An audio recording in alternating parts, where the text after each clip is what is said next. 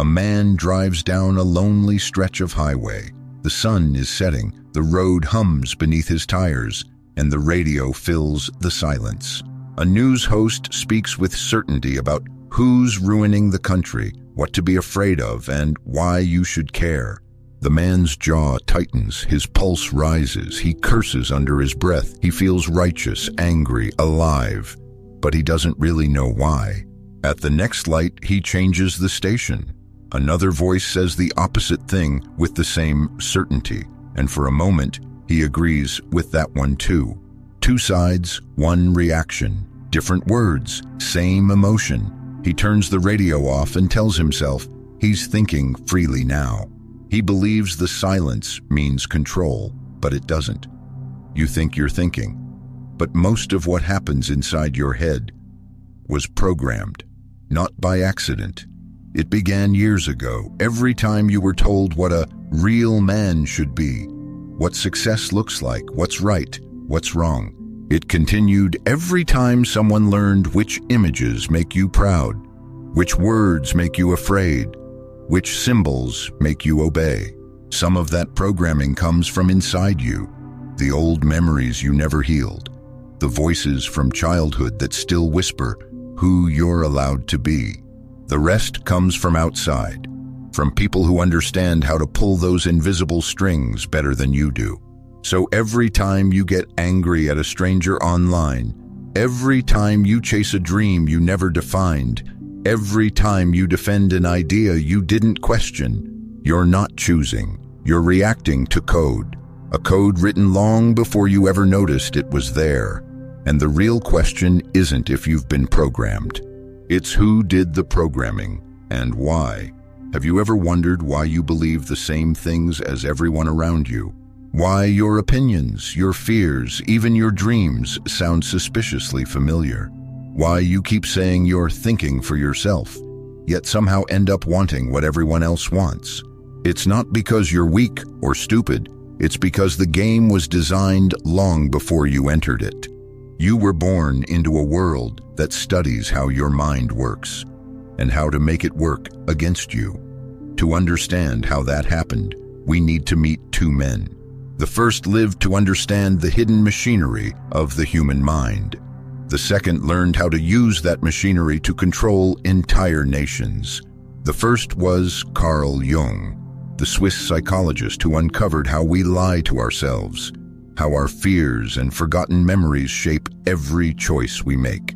He didn't just study behavior, he mapped the human soul, the conscious, the unconscious, and everything in between. Jung showed that most people don't live their own lives. They live the unfinished stories of their past. The second was Edward Bernays, the nephew of Sigmund Freud, a man who read his uncle's ideas and thought, what if I use this knowledge to control the masses instead of helping them?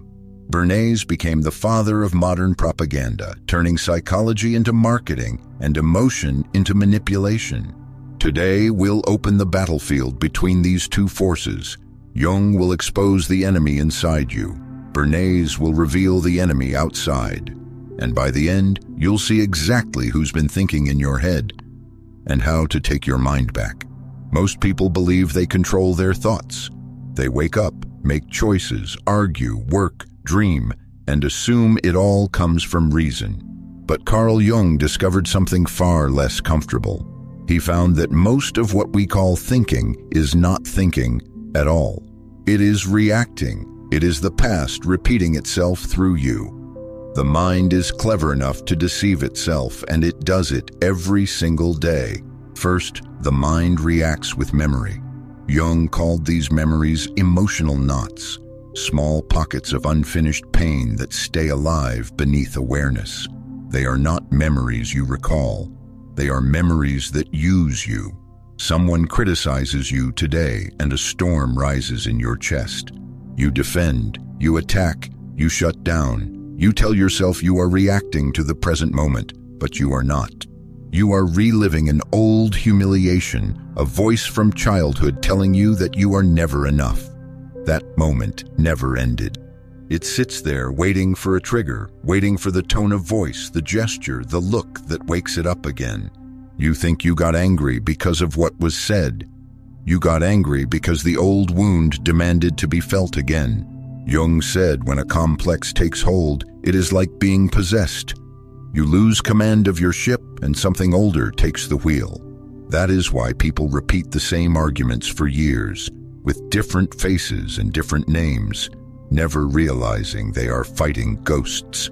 Second, there is the shadow, the side of you spend your life trying to avoid. Your jealousy, your lust, your weakness, your aggression. You bury them deep because you want to be good, respectable, in control. But what you bury does not die. It grows in the dark, shaping your behavior in ways you cannot see.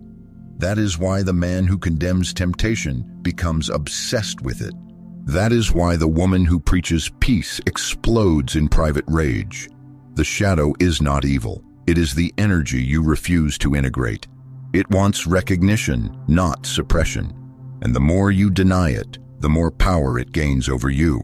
A person who believes he has no darkness becomes the easiest one to manipulate because he can be guilted, shamed, or flattered into obedience. All it takes is the right appeal to his self-image, and the shadow will do the rest. Third, there is the persona, the mask you wear for the world. You create it to survive society. You learn to smile when you are angry, to nod when you disagree, to appear strong when you feel weak. You learn to play the roles expected of you, the father, the provider, the gentleman, the team player. Over time, the mask hardens. You forget where the mask ends and where you begin. When that happens, the world can control you simply by threatening the mask. A single comment about your job title, your body, your social status can make you feel worthless. You protect the mask because you think it is you. Jung warned that the persona is necessary for social life, but deadly for individuality. When the mask becomes the man, the soul goes silent. Fourth, there is the inner voice that was never yours. You think you are hearing yourself when you say, "I should work harder," or "real men don't cry," or "success means money." But those words were planted in you long ago.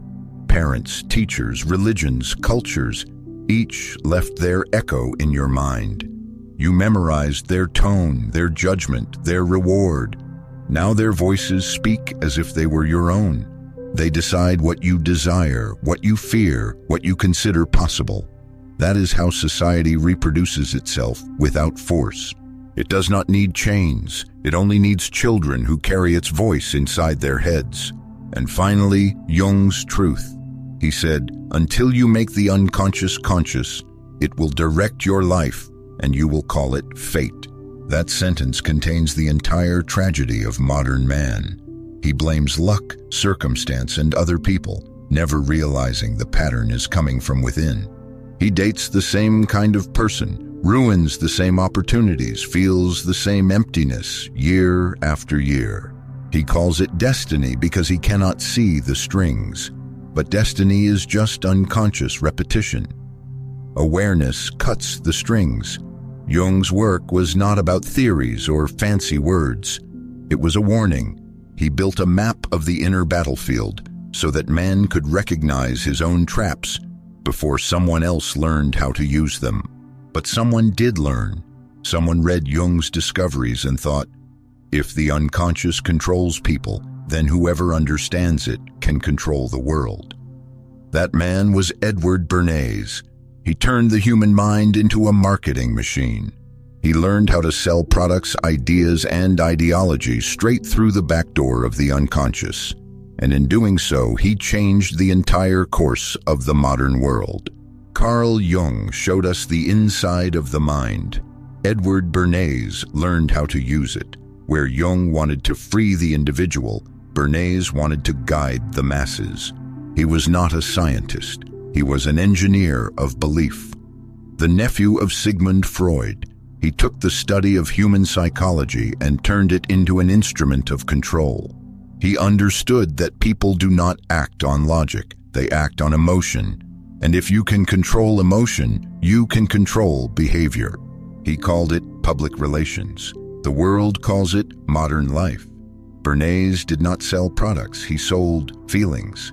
He knew that people buy symbols, not objects. They buy what the product says about them. So he redefined advertising. Instead of selling a car, he sold power. Instead of selling a cigarette, he sold freedom. When he wanted women to smoke, he called the cigarettes torches of freedom. He staged a parade in New York, filled with elegant women lighting up in public. The press took the photos. The world saw the image. And overnight, smoking became a symbol of independence. Bernays never mentioned the product. He sold the emotion behind it. He understood that if you could attach a product to a deep desire or archetype, the conscious mind would surrender without a fight. You would think you made a choice when in reality you were following a script. Bernays also understood the power of illusion. He learned how to create events that existed only to be reported. He called them pseudo-events, staged moments designed to look spontaneous, a press conference, a celebration, a controversy. It did not matter if it was real. It only mattered that it was covered, because once people read it in the paper, it became true in their minds. Reality, Bernays realized, is not what happens. It is what people believe happened, and belief can be manufactured. He built an entire system on that principle. Today, the same trick drives social media.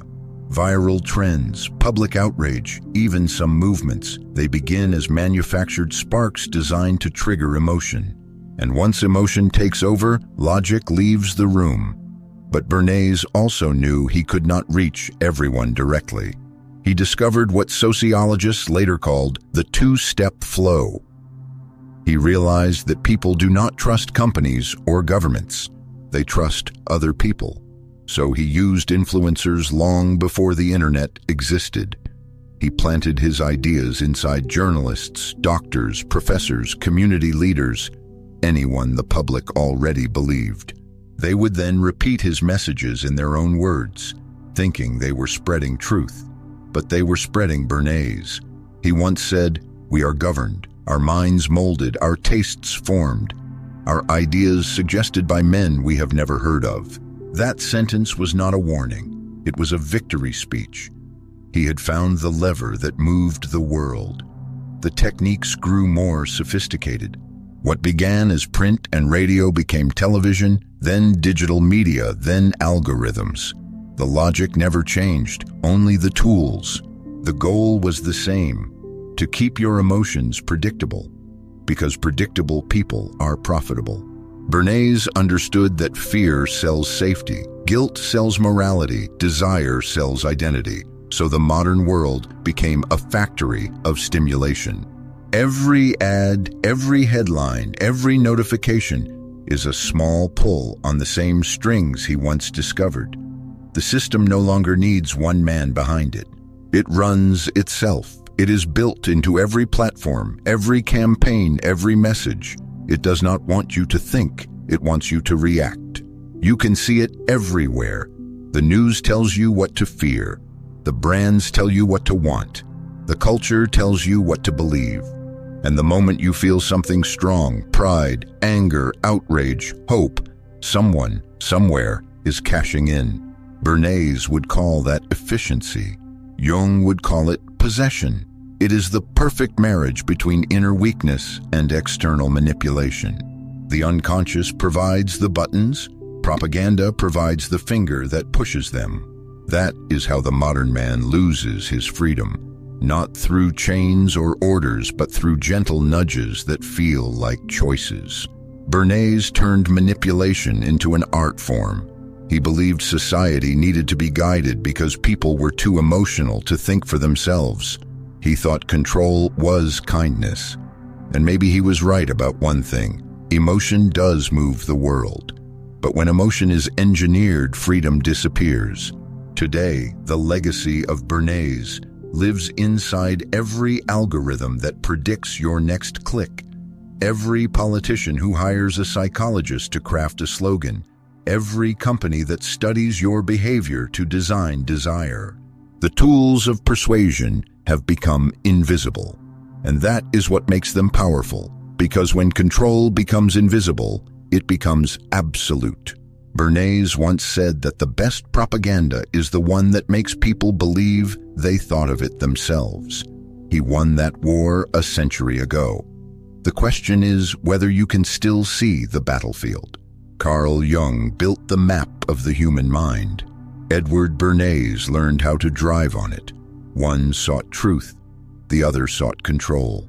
And when their ideas collided, a quiet war began. A war fought inside your head. Jung revealed the hidden structure of human nature. He showed that every person has patterns, symbols, and desires that live beneath awareness. He believed that if a man faced those forces honestly, he could become whole. But Bernays saw those same forces as tools. He realized that if people are driven by unconscious emotion, then you don't need to convince them. You only need to press the right emotional key.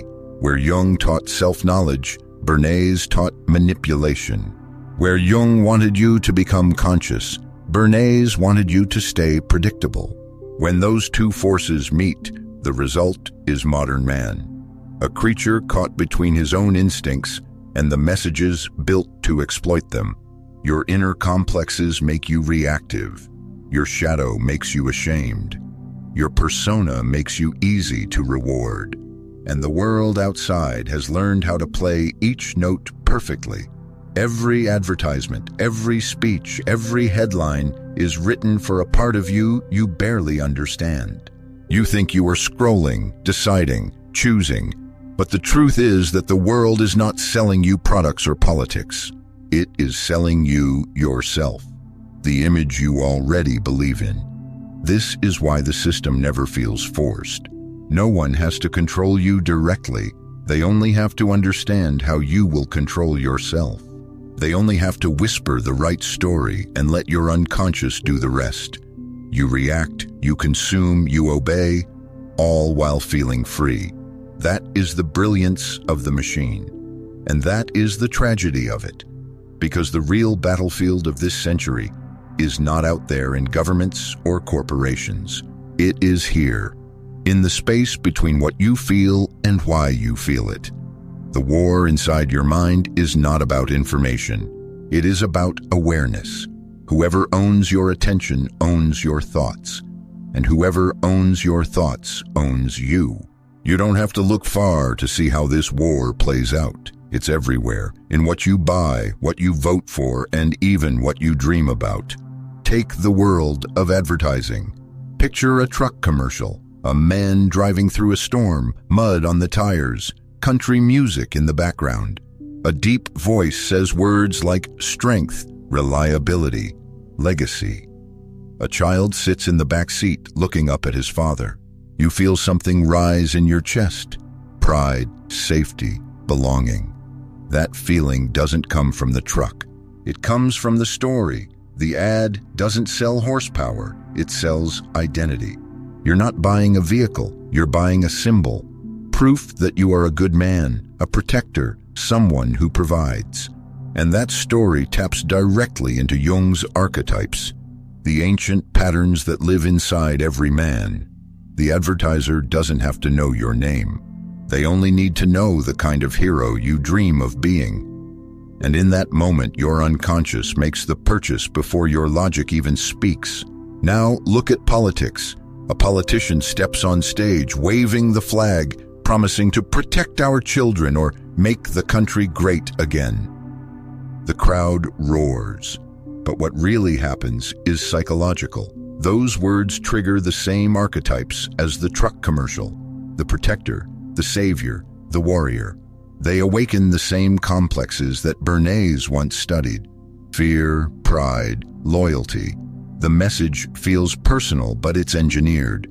Each slogan, each color, each image is a psychological lever. You don't analyze it, you feel it, and that feeling makes you believe. When you defend your side with anger, you're not defending truth. You're defending an emotional illusion built to keep you fighting. Both the advertiser and the politician understand the same rule. People don't act on facts, they act on feelings that feel like truth. The moment your emotions are predictable, Your actions are owned. And in a world built on manipulation, the most profitable thing you can be is unconscious.